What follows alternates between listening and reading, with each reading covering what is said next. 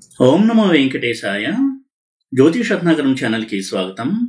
ఈ వీడియోలో ఒక జాతకంలో లగ్నాధిపతి యొక్క ప్రాముఖ్యత ఏంటి, లగ్నాధిపతి ఎప్పుడు శుభుడేనా, అలాగే లగ్నాధిపతి యొక్క దశ యోగిస్తుందా, లగ్నము లగ్నాధిపతి వీటి యొక్క ప్రాముఖ్యత ఏంటి, ఎంత ముఖ్యం ఒక జాతకంలో వీటిని అర్థం చేసుకోవడము అనేది తెలియచేస్తాను. సాధారణంగా మనం జాతకం స్టడీ చేసేటప్పుడు స్టార్ట్ చేయవలసింది లగ్నంతో. ఒక వ్యక్తి యొక్క లగ్నం ఏంటి అని ఫస్ట్ చూడాలి. ఆ తర్వాత ఆ లగ్నాధిపతి ఎవరు, లగ్నాధిపతి యొక్క పొజిషన్ జాతకంలో ఎలా ఉంది, దానివలన ఆ జాతకుడి యొక్క మెంటల్ క్యారెక్టరిస్టిక్స్ అంటే మానసికపరమైనటువంటి లక్షణాలు, అలాగే శారీరక లక్షణాలు, ఎటువంటి మంచి భావాలు ఉంటాయి, ఆదర్శ భావాలు కావచ్చు, మనోధైర్యం కావచ్చు, ఇవన్నీ ఎలా ఉంటాయి, లేదా కష్టాలు వస్తే కృంగిపోతాడా, మానసిక స్థితి ఎలా ఉంటుంది, అతని యొక్క బుద్ధి కావచ్చు, లేదా మనోధైర్యం కావచ్చు, విలువలు అంటాము, జీవితంలో విలువలు, ఇవన్నీ ఎలా ఉంటాయని తెలియచేసేది లగ్నము.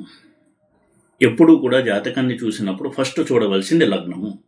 అయితే చాలామంది రాశిని ఆధారం చేసుకుని ఎక్కువగా ఫలితాలు చూసుకుంటూ ఉంటారు, అది కూడా గోచారం ద్వారా ఫలితాలు. ఇది చాలా చిన్న సబ్జెక్ట్ ఇది.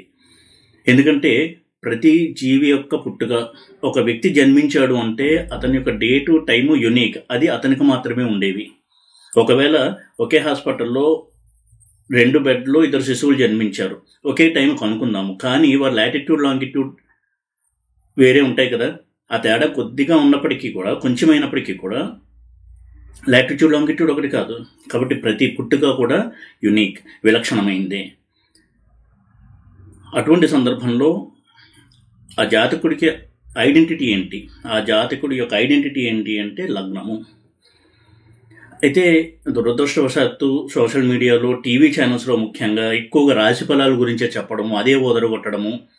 చాలామంది నా రాశి ఏంటి, రాశి వారికి ఎలా ఉంటుంది ఈ సంవత్సరము, ఆఖరికి దినఫలాలు కూడా రాశి బేస్డ్గా చెప్తున్నారు. అంటే మనం పుట్టినప్పుడు చంద్రుడు ఏ రాశిలో ఉన్నాడో అది మన జన్మరాశి, దానికంటే ముఖ్యము జన్మ లగ్నము. అర్థమయ్యే భాషలో చెప్పాలంటే, ఒక వ్యక్తి పుట్టినప్పుడు ఆ జాతకుడు తూర్పు వైపు కనుక నించుని ఉంటే ఏ రాశిలో ఉంటాడో, ఏ రాశి కనపడుతూ ఉంటుందో అది అతని జన్మ లగ్నము. అది ఎంత ముఖ్యమైంది. చంద్రుడి స్థితి కంటే ఆ జీవుడి యొక్క, జాతకుడి యొక్క స్థితి చాలా ముఖ్యము. అది జన్మ లగ్నము. దాన్ని ఆధారం చేసుకునే ఫలితాలు అనేవి ఎప్పుడూ చెప్పాలి. అయితే గోచారం కూడా మనం చూసుకుంటూ ఉండాలి, కానీ ఆ జాతకుడి యొక్క ప్రారంధాన్ని అనుసరించి ఏ ఫలితాలు అనుభవించాలి అని చెప్పేది జన్మలగ్నం నుంచి గ్రహాల అమరిక, వాటి యొక్క దశలు. గోచారం అనేది ప్రారంధాన్ని నిర్ణయించదు. మేషరాశి జాతకులందరికీ ఒకలాగే ఉండదు ఏ సంవత్సరం కూడా. అయితే ఒక లగ్న జాతకులకి అతని యొక్క ప్లానటరీ పొజిషన్ బట్టి, అతని దశాభుక్తిని బట్టి అతని ఫలితం మనం ఖచ్చితంగా చెప్పాలి. ఏ 2 మేషలగ్న జాతకులకి అదే రకమైనటువంటి దశాభుక్తి నడుస్తూ ఉంటుంది. కాబట్టి ఇది ఇంపార్టెంట్. లగ్నము అంత ఇంపార్టెంట్. అలాగే లగ్నాధిపతి కూడా. జ్యోతిష్యంలో కేంద్ర స్థానాలు, కోణస్థానాలు అని ఉంటాయి. 1, 4, 7, 10 ఇవి కేంద్ర స్థానాలు. 1, 5, 9 ఇవి కోణస్థానాలు. అయితే 1 అంటే జన్మలగ్నం. లగ్నము కేంద్రము అవుతుంది, కోణము అవుతుంది. కాబట్టి లగ్నం అనేది యోగకారక స్థానంగా చెప్పాలి. లగ్నాధిపతి ఎప్పుడూ కూడా యోగకారకుడు. యోగకారకత్వాన్ని నిర్ణయించేటప్పుడు గ్రహానికి ఒక ప్రాతిపదిక ఏంటంటే, ఒక గ్రహం కనుక కేంద్రాధిపత్యము, కోణాధిపత్యము తీసుకుంటే లగ్నం నుంచి, చంద్రుడి నుంచి కాదు. ఎప్పుడు కూడా ఇవన్నీ లగ్నం నుంచే చెప్పబడ్డాయి. పరాశరుడు చెప్పినవి చాలా మటుకు. కేంద్రాధిపత్యము, కోణాధిపత్యం తీసుకుంటుందో గ్రహం, ఆ గ్రహానికి యోగకారకత్వం ఇవ్వబడుతుంది. అయితే అన్ని లగ్నాలకి అది అప్లై అవ్వవు, కొన్ని లగ్నాలకి అప్లై అవుతుంది. అటువంటి గ్రహం చాలా శుభ ఫలితాలు ఇస్తుంది. నైసర్గిక పాపగ్రహమైన, ఉదాహరణకి కుజుడు పాపగ్రహము, సింహ లగ్నానికి ప్రబల యోగకారకుడు. ఎందుకంటే 4th లార్డ్ 9th లార్డ్ అయ్యారు. 4th హౌస్ అనేది కేంద్రము, 9th హౌస్ అనేది కోణము. ఈ రెండింటికి ఆధిపత్యం ఉండడం వల్ల సింహ లగ్నానికి కుజుడు ప్రబల యోగకారకుడు. ఈ విధంగా యోగకారకత్వాన్ని ఇచ్చేటువంటి గ్రహం లగ్నాధిపతి. అందుకే లగ్నాధిపతి దశ వచ్చింది అంటే ఎప్పుడూ శుభ ఫలితాలే ఎక్కువగా ఉంటాయి. లగ్నాధిపతి దుస్థానాల్లో ఉన్నా యోగిస్తాడు. దుస్థానాల్లో ఉన్నప్పుడు ఏ గ్రహాలతో ఉన్నాడు అనేదాన్ని బట్టి ఆ స్థానంలో ఉండడం వలన కొన్ని సమస్యలు ఇచ్చినప్పటికీ కూడా శుభత్వాన్ని ఇస్తాడు లగ్నాధిపతి. అంత ముఖ్యమైన గ్రహం లగ్నాధిపతి. లగ్నాధిపతి దశ రావడం అనేది చాలా చాలా అదృష్టం ఎవరికైనా సరే. అయితే ఒక్కొక్కసారి ఒక గ్రహానికి లగ్నాధిపత్యంతో పాటు ఒక దుస్థానాధిపత్యం కూడా వస్తుంది. ఉదాహరణకి తులా లగ్నానికి శుక్రుడు లగ్నాధిపతి, అలాగే అష్టమాధిపతి కూడా. అలా వచ్చినా కానీ లగ్నాధిపత్యం యొక్క శుభత్వం పోదు అని చెప్తారు. లగ్నాధిపతిగా డామినేటింగ్గా శుభత్వమే ఉంటుంది. అష్టమాధిపత్యం రావడం వలన కొంతవరకు సమస్యలు ఉన్నా శుభత్వం పోదు. ఇంత బలమైనటువంటి గ్రహం లగ్నాధిపతి. అందుకే లగ్నాధిపతి దశ కనుక వచ్చింది అంటే మంచి ఫలితాలు ఎక్కువగా ఉంటాయని అర్థం చేసుకోవాలి. అయితే లగ్నాధిపతి యొక్క ప్రాముఖ్యత ఏంటి, లగ్నం యొక్క ప్రాముఖ్యత ఏంటి అని కనుక చూసినట్టయితే, లగ్నంలో ఉన్నటువంటి గ్రహాల వలన ఆ వ్యక్తి యొక్క మనస్తత్వం ఎలా ఉంటుందో మనం చెప్పచ్చు. అలాగే అసలు ఒక లగ్నం ఏదైంది అనే దాన్ని బట్టి ఆ వ్యక్తి యొక్క క్యారెక్టరిస్టిక్స్, లక్షణాలు ఎలా ఉంటాయో చెప్పచ్చు. కొన్ని లగ్నాలు ప్రస్ఫుటంగా కనపడుతూ ఉంటాయి. ఉదాహరణకి సింహలగ్న జాతకులు, సింహానికి అధిపతి రవి. ఎవరికి? రవి లగ్నాధిపతి. ఈగో లెవెల్స్ ఎక్కువగా ఉంటాయి, సెల్ఫ్ రెస్పెక్ట్ ఎక్కువగా ఉంటుంది. వీరికి ఈగో లెవెల్స్ వల్ల కెరియర్లో కూడా ప్రాబ్లమ్స్ వస్తూ ఉంటాయి. ఒక్కొక్కసారి రవి పాడైతే ఫాల్స్ ఈగో ఎక్కువగా ఉంటుంది, ఆడంబరాలు, మితిమీరినటువంటి ఈగో. దీనివల్ల చాలా సమస్యలు కొని తెచ్చుకుంటూ ఉంటారు. కన్యాలగ్న జాతకులు చూసినట్టయితే చాలా సున్నితమైన మనస్తత్వం ఉన్నవారై ఉంటారు. బుద్ధిబలం ఉంటుంది, ఎందుకంటే బుధుడు లగ్నాధిపతి. బుధుడు కనుక స్ట్రాంగ్గా ఉంటే వారి తెలివితేటలతో వారి జీవితంలో ఉన్నత స్థానానికి చేరుకుంటారు. ఇవన్నీ కొన్ని లక్షణాలుగా చెప్పారు. ముందు లగ్నం చూడాలి, తర్వాతే రాశి, నక్షత్రం. అయితే నక్షత్రాన్ని ఆధారం చేసుకుని వ్యక్తిత్వాన్ని చాలా డీటెయిల్డ్గా చెప్పడం, ఒక కావ్యమే రచించడం, ఇలాంటివి చేయకూడదు. ఎందుకంటే లక్షణాలు చెప్పారు, నక్షత్రాలు కూడా లక్షణాలు చెప్పారు, కానీ లగ్నం డామినేటింగ్, తర్వాత రాశి, తర్వాత నక్షత్రం. వీటి కలయికే ఒక వ్యక్తి యొక్క వ్యక్తిత్వం, మానసికంగా కావచ్చు, శారీరకంగా కావచ్చు. మేషలగ్న జాతకులకి ఫిజికల్ ఫిట్నెస్ ఎక్కువగా ఉండేటువంటి అవకాశం ఉంటుంది. సాధారణంగా జనరల్ రూల్గా చెప్పాలి, ఇది ప్రతి వారికి ఇలా అన్వయం చేయకూడదు. ఎందుకంటే లగ్నాధిపతి కుజుడు. ఈ విధంగా లగ్నాధిపతి మన యొక్క మెంటల్ క్యారెక్టరిస్టిక్స్ని డిసైడ్ చేస్తాడు. మనకి మానసిక లక్షణాలు ఎలా ఉంటాయి అని డిసైడ్ చేస్తాడు. ఉదాహరణకి లగ్నాధిపతి కనుక కేంద్రంలో ఉన్నా, కోణంలో ఉన్నా, అది చాలా చాలా మంచిది. వారికి దృఢమైనటువంటి మనసు ఉంటుంది. ఎన్ని కష్టాలు వచ్చినా తట్టుకుని ముందుకెళ్ళేటువంటి వ్యక్తులై ఉంటారు. అలాంటి లగ్నాధిపతికైనా కనుక 5th లార్డ్తో 9th లార్డ్తో కనుక ఉన్నట్టయితే ఎప్పుడూ కూడా వారికి దైవబలం వెన్ను ఉంటుంది కష్టాల్లో. ఇదే లగ్నాధిపతి కనుక దుస్థానాధిపతులతో ఉంటాయి. ఉదాహరణకి లగ్నాధిపతి అష్టమాధిపతితో కలిసి ఉన్నాడు, ఎక్కడ ఉన్నారు అనేది తర్వాత సంగతి. ఇద్దరు కలిసి ఉన్నారు అంటే వారికి జీవితంలో కొంతవరకు కష్టాలు ఎప్పుడూ కూడా వారిని నడిపిస్తూ ఉంటాయి. జీవితంలో వారి జీవిత గమనంలో వారి కష్టాలే వారిని ఉన్నత స్థితికి చేరుస్తూ ఉంటాయి. కష్టాలు అనుభవించి, కష్టాలు, ఫెయిల్యూర్స్, డిసప్పాయింట్మెంట్స్, నిరాశలు ఇవన్నీ ఎదురవుతూ ఉండడం వలన వారి జీవితంలో ఎంతో పరిణితిని సాధిస్తారు. అష్టమాధిపతి లగ్నాధిపతి కనుక కలిసే ఉన్నట్టయితే. అలాగే లగ్నాధిపతి వ్యయాధిపతి కలయిక ఆధ్యాత్మిక చింతనకి మంచిది. అష్టమాధిపతి కలయిక, లగ్నాధిపతి కలయిక కూడా ఆధ్యాత్మిక చింతనకి, ఆధ్యాత్మిక ప్రగతికి మంచిది ఆ కలయిక. అలాగే లగ్నాధిపతి కనుక ఉచ్చలో ఉన్నట్టయితే ఎప్పుడు కూడా చాలా ధైర్యవంతులై ఉంటారు. కష్టాలు ఎన్ని వచ్చినా తట్టుకుని ముందుకెళ్లేవారై ఉంటారు. వారి చుట్టూ ఒక పాజిటివ్ ఆరా ఉంటుంది, పాజిటివ్ థింకింగ్ ఉంటుంది, ఎప్పుడూ కూడా ప్రోగ్రెసివ్ థింకింగ్ ఉంటుంది. అంటే అభివృద్ధి పరంలో వెళ్ళేలా ఉంటుంది వారి యొక్క ఆలోచన ధోరణి. ఇంత మంచిని ఇస్తాడు లగ్నాధిపతి. దశతో సంబంధం లేదు. లగ్నాధిపతి అంటే జీవితాంతం కూడా ఆ ఎఫెక్ట్ ఆ జాతకుడి మీద ఉంటుంది. అలాంటిది లగ్నాధిపతి దశ కనుక వచ్చినట్టయితే లగ్నాధిపతి ఏదైతే ఇవ్వదలుచుకున్నాడో అవన్నీ కూడా పరిపూర్ణంగా ఇస్తారు తన యొక్క మహాదశలో. అంత మంచిది లగ్నాధిపతి యొక్క దశ.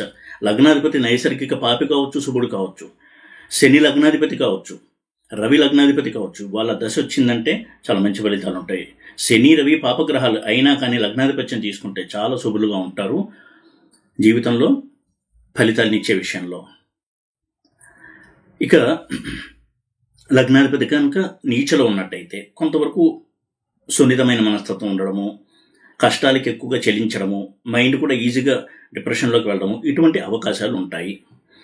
అయితే ఇది ఒక్కదాన్ని బేస్ చేసుకుని మన నిర్ణయానికి రాకూడదు. కానీ ఈ పాయింట్ అనేది ఎప్పుడు కూడా మనం గుర్తుపెట్టుకోవాలి, చాలా చాలా ముఖ్యం. లగ్నము, లగ్నాధిపతి స్టడీ చేయడం అనేది ఒక జ్యోతిష్యంలో జాతకాన్ని స్టడీ చేసేటప్పుడు చాలామంది నా వీడియోలు చూసి కొంత ఇన్ఫర్మేటివ్ అలాగే నాలెడ్జ్ షేరింగ్గా కూడా నా వీడియోలు చూసి నేర్చుకుంటున్న వాళ్ళు ఉన్నారు. వారికి లగ్నం గురించి తెలిసి ఉండొచ్చు. కొంతమంది ఇంకా నేర్చుకుందాము అని వీడియోలు చూస్తున్న వాళ్ళు ఉంటారు. వాళ్ళకు కూడా చెప్పదలుచుకున్నది, ఎంతవరకు మీరు కేవలం నక్షత్రాలు రాశులను మాత్రమే చూసుకుంటూ ఉన్నట్టయితే దయచేసి లగ్నం అంటే ఏంటో కూడా తెలుసుకోండి. ఆన్లైన్ సాఫ్ట్వేర్లో మీ డేటు టైము ఇస్తే ఖచ్చితంగా లగ్నం అనేది చూపిస్తుంది. 2 గంటలకు ఒకసారి లగ్నం అనేది మారుతూ ఉంటుంది. భూమి తన చుట్టూ తాను తిరుగుతుంది. ఒక రోజులో ఒక రొటేషన్ అనేది కంప్లీట్ అయిపోతుంది తన చుట్టూ తాను. అంటే 24 అవర్స్లో 24 గంటల్లో 360 డిగ్రీస్ కవర్ అయిపోతుంది. అంటే ఒక రాశి 30 డిగ్రీస్ అనుకున్నప్పుడు 2 గంటల సమయంలో ఒక్కొక్క రాశిని మారుతూ ఉంటుంది లగ్నము. అంత ఫాస్ట్గా మారిపోతూ ఉంటుంది. అందుకే టైమ్ ఆఫ్ బర్త్ చాలా చాలా ఇంపార్టెంట్. అది మానేసి కేవలం చంద్రుడి యొక్క స్థితి నుంచి కంప్లీట్ జాతకాన్ని అనలైజ్ చేయడము, వాళ్ళ మీద బయోపిక్ తయారు చేయడము, ఇలాంటివి తప్పు. లగ్నం లేకుండా జాతకం చెప్పకూడదు. అది పరిపూర్ణం కాదు. అనాలిసిస్ అనేది ఇంకంప్లీట్ అవుతుంది, అసంపూర్ణం అవుతుంది. ఒక వ్యక్తి యొక్క ఐడెంటిటీ అతని లగ్నమే. పరాశరుడు చెప్పిన సూత్రాలన్నీ లగ్నం బేస్డ్గానే, జైమిని సూత్రాలన్నీ కూడా లగ్నం బేస్డ్గానే. ఆరుడాలు క్యాలిక్యులేట్ చేయాలి అనేది లగ్నం ఆధారంగానే. ఇంత ముఖ్యమైనది లగ్నము. లగ్నం నుంచి 2వ స్థానం, లగ్నం నుంచి 3వ స్థానం, లగ్నం నుంచి 4వ స్థానం, వీటి ఆధారంగానే ఆరుఢాలు ఆ సూత్రాలు కూడా చెప్పబడ్డాయి జైమిని సిద్ధాంతంలో. పరాశరుడు కూడా లగ్నం నుంచే యోగాలన్నీ చెప్పాడు. అయితే కొంతమంది రాశి నుంచి కూడా యోగాలని చెప్పేస్తూ ఉంటారు. ఇది కరెక్ట్ కాదు. అయితే చంద్రుడి స్థితి నుంచి కొన్ని చంద్రయోగాలని చెప్పాడు పరాశరుడు, అది మనం కన్సిడర్ చేయాలి. అలాగే గోచారంలో యోగాలు చెప్పేయడము, ఇవన్నీ కూడా పొరపాటు. గోచారంలో గురుచంద్రుడు కలిసి ఒక రాశిలో అంటే గజకేశ్వరుని యోగం నడుస్తుంది, ఈ రాశి వారికి ఇక తిరుగు ఉండదు, కోటీశ్వర్లు అయిపోతారు, ఇలాంటి మాటలు మాట్లాడకూడదు. అది తప్పది. గజకేశ్వర యోగము, మాలవ యోగము, ఇతర యోగాలన్నీ కూడా జన్మజాతకంలో లగ్నం నుంచి చెప్పబడినటువంటి యోగాలు. ఈ రోజుల్లో అందుబాటులో చాలా ఇన్ఫర్మేషన్ ఉంది. ఇంటర్నెట్లో, యూట్యూబ్లో ఇన్ఫర్మేషన్ ఉంది. గూగుల్కి వెళ్తే చాలా ఇన్ఫర్మేషన్ దొరుకుతుంది. చిన్నపాటి శ్రద్ధ చూపించి కొంత బేసిక్స్ నేర్చుకున్న లగ్నం యొక్క ప్రాముఖ్యత ఏంటనే అర్థమవుతుంది. అప్పుడు ఈ టీవీల్లో చెప్పేటువంటి రాశి ఫలితాలు అనేవి ఎంత చిన్నవో మనకి అవగతం అవుతుంది. రాశి ఫలితాలు జ్యోతిష్యం కాదు. రాశి ఫలితాల ఆధారంగా ప్రెడిక్షన్స్ చేయకూడదు. ప్రెడిక్షన్స్ చేయాలంటే ఫస్ట్ లగ్నాన్ని తీసుకోవాలి. ఇది చెప్పే వాళ్ళకు కూడా ఈ విషయం తెలుసు. కానీ ఏదో ఒక రీజన్, ఒక కంపెల్లింగ్ రీజన్, ఏదో ఒక కారణంతో ఆ ఊసు కూడా ఎత్తారు. వారి దగ్గరికి వ్యక్తిగత జాతకాలకి రండి అని చెప్తారు. వ్యక్తిగతంగా కన్సల్టేషన్ తీసుకోవాలి, వచ్చి కలవండి అంటారు. కలిసిన తర్వాత వాళ్ళు చార్ట్ ప్రిపేర్ చేసి ఫస్ట్ లగ్నం ఏంటి చూస్తారు. తెలుసు, కానీ టీవీలో ఈ మాట వినపడదు. లగ్నము అనే మాట వినపడదు. ఒక రాశి మీద ఎందుకు చెప్తారో తెలియదు. ఒక రాశిని ఆధారం చేసుకుని ఈ రోజంతా ఎలా నడుస్తుంది, వారం అంతా ఎలా గడుస్తుంది, నెలంతా ఎలా గడుస్తుంది అని చెప్పడం ఎంత తప్పండి అది. ఇంకా దశాభుక్తి ఎందుకు ఇచ్చాడు పరాశరుడు? ఎనివే, నా వీడియోలో వీలైనంత వరకు టెక్నికల్ సబ్జెక్టే చెప్తూ ఉంటాను. నేను ఎప్పుడు కూడా ఈ రాశి ఫలాలు దీని గురించి ఎక్కువగా నేను వీడియోలు చేయలేదు. వార ఫలాలు, మాస ఫలాలు ఎప్పుడు నా వీడియోలు నా ఛానల్లో పెట్టలేదు. ఏదైనా మేజర్ ట్రాన్సిట్స్ ఉంటే, గురువు, శని ఇటువంటి వారు మారినప్పుడు 1-2 సార్లు పెట్టాను. బట్ అది కూడా నేను పెద్ద ఇంట్రెస్ట్ చూపించాను.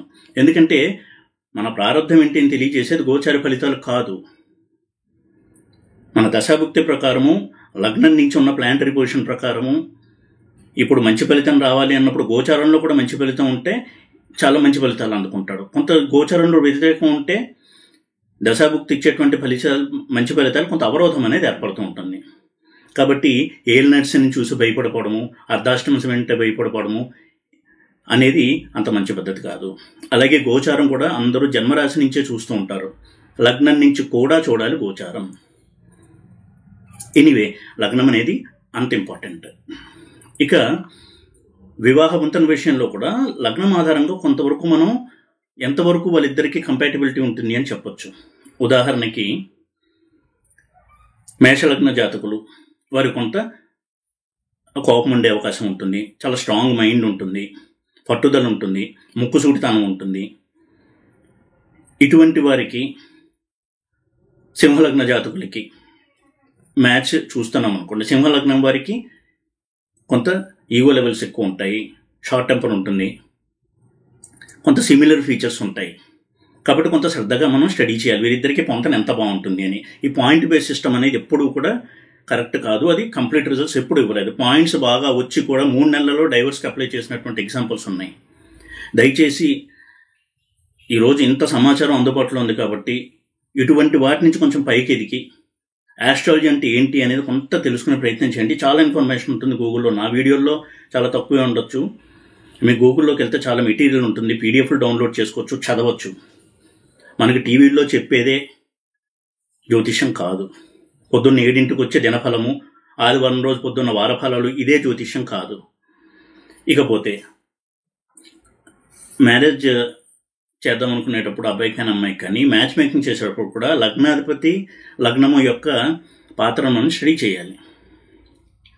ఉదాహరణకి అమ్మాయి లగ్నాధిపతి అబ్బాయి లగ్నాధిపతి ఇద్దరు ఫ్రెండ్స్ అయితే అది ఒక పాజిటివ్ ఇండికేషన్ అది.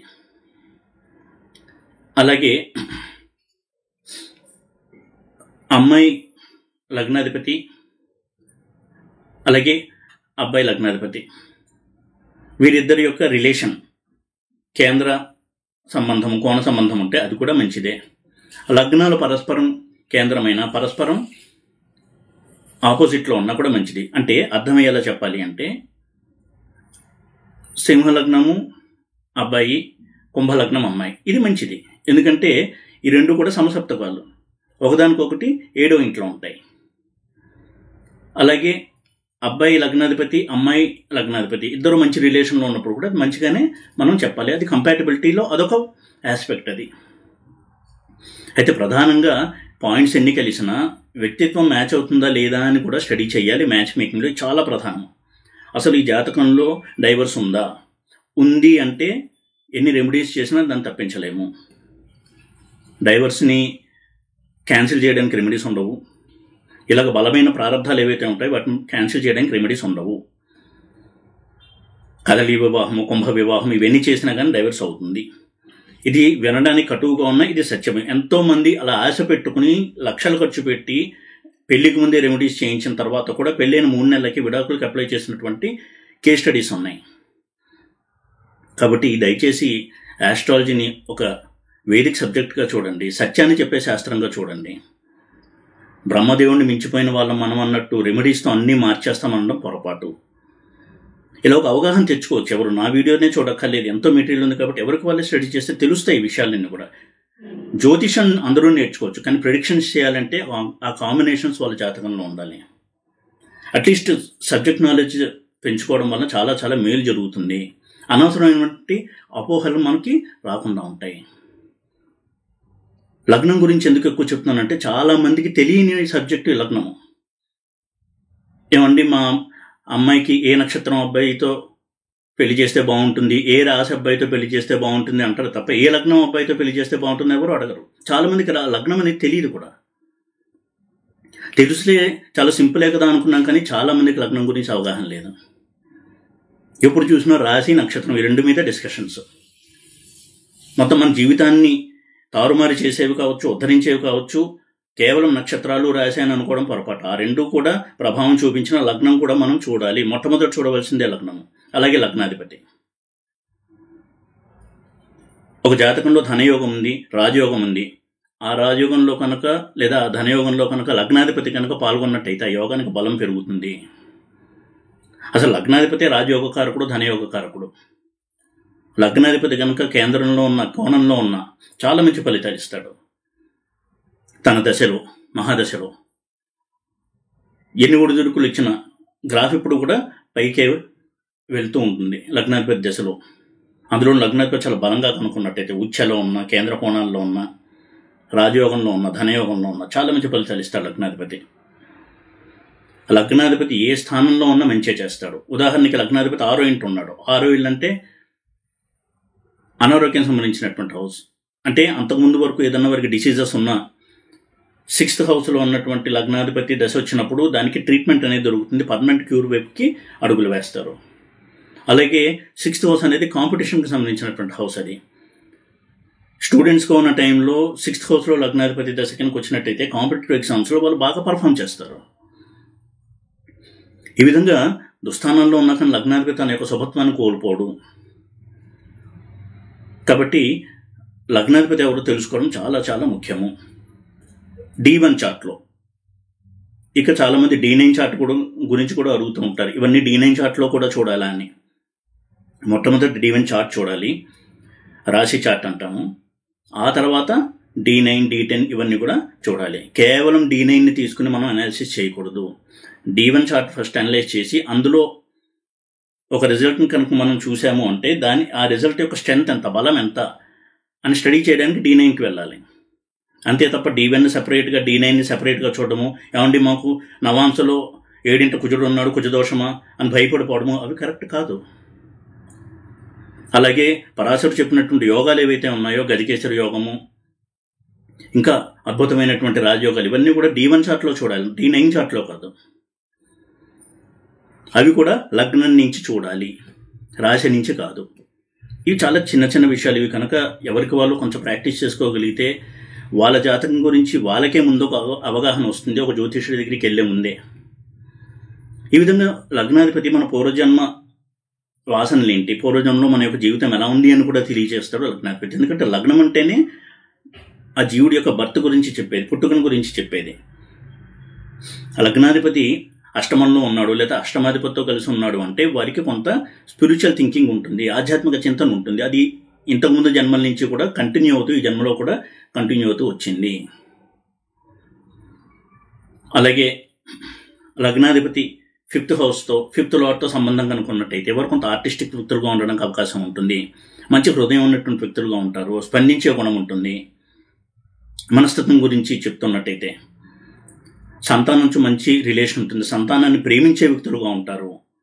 సంతానం అంటే వారికి చాలా అటాచ్మెంట్ ఉంటుంది. అలాగే లగ్నాధిపతి 9th హౌస్లో ఉన్న 9th లార్డ్తో కలిసి ఉన్న ధార్మిక దృష్టి ఉంటుంది. వారు ఏ మతంలో పుట్టారో, ఏ సంప్రదాయంలో పుట్టారో దానికి సంబంధించినటువంటి వాటి మీద ఎక్కువ శ్రద్ధ ఉంటుంది, వాటిని పాటించేవారు అయి ఉంటారు. ఈ విధంగా మనం మన యొక్క మెంటాలిటీ, మన యొక్క పర్సనాలిటీ ఏంటి అనేది లగ్నము, లగ్నాధిపతి తెలియచేస్తూ ఉంటాయి. అయితే అదొక్కటే మనం స్టడీ చేయకుండా చాలా విషయాన్ని చూడాల్సి ఉంటుంది. లగ్నము, అలాగే లగ్నం యొక్క ఆరూఢము, దాన్ని ఆరూఢ లగ్నం అంటాం. ఆరూఢ లగ్నం ఏంటి, ఇవన్నీ కూడా మనం స్టడీ చేయాలి. ఆరూఢ లగ్నం కూడా లగ్నం నుంచే క్యాలిక్యులేట్ చేస్తాం. ఇవన్నీ కూడా ఒక మనిషి యొక్క మనస్తత్వము, అతని యొక్క ఆలోచన ధోరణి, అతనిలోని లోటుపాట్లు, మంచి చెడులు, ఇవన్నీ కూడా మనకి తెలియజేస్తూ ఉంటాయి.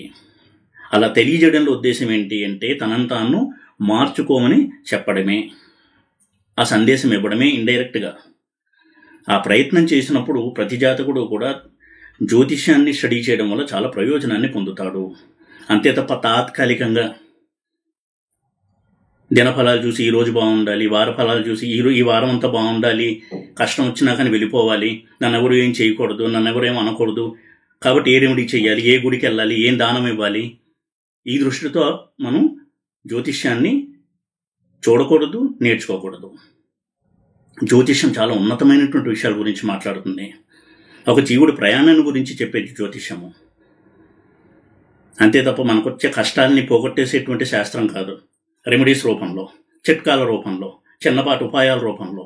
ఉదాహరణకి పితృదోషం కనుక్కున్నట్టయితే ఆ నివారణ అనేది ఒకసారి చేస్తే సరిపోదు, జీవితాంతం చేసుకుంటూ ఉండాలి. పితృదోషం వచ్చింది అంటే దానికి అనేక కారణాలు ఉంటాయి. దైవాపచారం కావచ్చు, పితృ కర్మను లోపించడం కావచ్చు, ఇంకా ఎన్నో కారణాలు ఉంటాయి. వారి వంశంలో ఇంతకుముందు ఎవరైనా అకాలంగా చనిపోయి ఉండొచ్చు, హత్య చేసుకుని చనిపోయి ఉండొచ్చు. ఇలాంటివి ఎన్నో కారణాలు ఉంటాయి. వాటి నుంచి కొంతవరకు రిలీఫ్ కావాలి అంటే ఆ రెమెడీస్ కేస్ స్టడీ బేస్గా చెప్పాల్సి ఉంటుంది. అవి కూడా లైఫ్ లాంగ్ చేసుకోవాలి. అంతే తప్ప ఈ యొక్క రెమెడీ చేయండి పితృదోషం మీకు ఇంకా పోతుంది అని అనడం పొరపాటు. ఎందుకంటే లగ్నాధిపతి 9th హౌస్లో ఉండి రాహుతో కలిసి ఉన్నాడు అంటే కొంత పితృదోషం ఉందని అర్థము. అయితే ఏ ఇంట్లో ఉన్నాడు, ఎటువంటి కాంబినేషన్లో ఉన్నాడు అనే దాన్ని బట్టి ఎందుకు పితృదోషం వచ్చింది, ఆ పితృదోషానికి కనుక కారణం ఏంటి, దానికి ఎలా మనం రిలీఫ్ పొందొచ్చు అనేది కొంత ఐడియా తెచ్చుకోవాలి.